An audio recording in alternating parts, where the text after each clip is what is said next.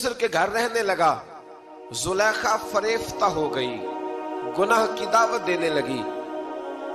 تو حضرت یوسف نے کہا قال معاذ اللہ، میں اللہ کی پناہ چاہتا ہوں۔ سارے دروازے بند کر کے جب وہ پیچھے بھاگی، اصل حسین وہی شخص ہوتا ہے جو اپنے باطن کے حسن کو بچا لیا کرتا ہے۔ جو سوداگری کرنے لگے وہ تھوڑا حسین ہوتا ہے۔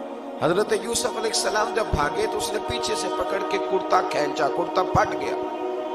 ابھی آپ دروازے تک پہنچے تھے، عزیز مصر خود آ گیا۔ اس نے آگے کہا یہ کیا ہو رہا ہے؟ تو اس نے مکر کیا، زلیخا نے کہنے لگی کہ ہونا کیا ہے، اس کو گھر میں رکھ کے پالا ہے، اب جوان ہوا ہے تو معاذ اللہ اس نے میرے طرف دست درازی کرنے کی کوشش کی ہے۔ حضرت یوسف پھر خاموش ہو گئے۔ بھائی بیچ رہے تھے تو پھر بھی خاموش تھے۔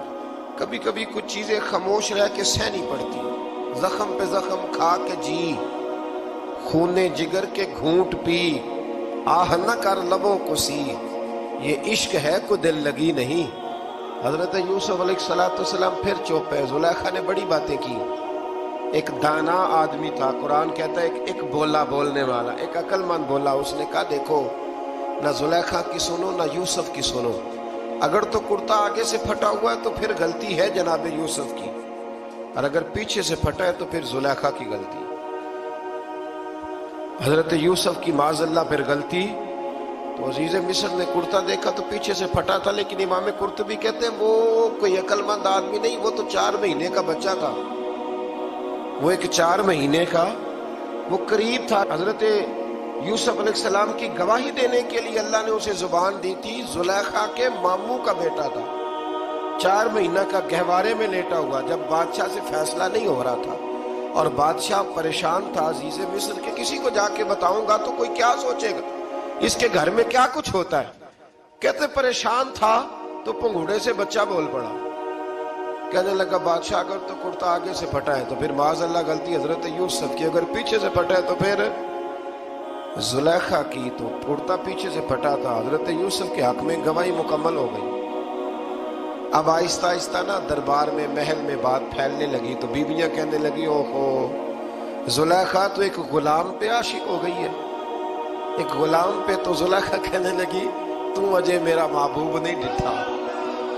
یہ رٹے ڈالنے والے دیکھتے نہیں اور دور کھڑے رہ رہ کے کہانیاں سناتے رہتے۔ انہوں نے کہا تو نے ابھی دیکھا نہیں نا، تو نے ابھی یہ کیا پتا ہو کہ ماجرا کیا ہے؟ تو کہنے لگی نہیں تو غلام پہ۔ اس نے کہا چلو تجربہ کراتی ہوں۔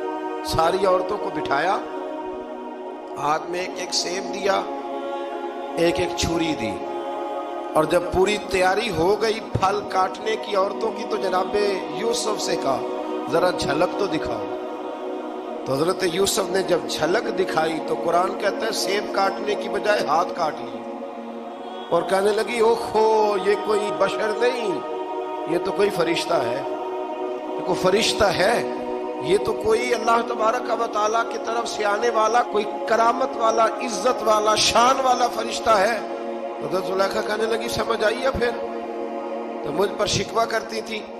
تو اب وہ بات بھی آہستہ آہستہ پھیلنے لگی کہ حضرت یوسف علیہ السلام کی غلطی نہیں، غلطی زلیخا کی۔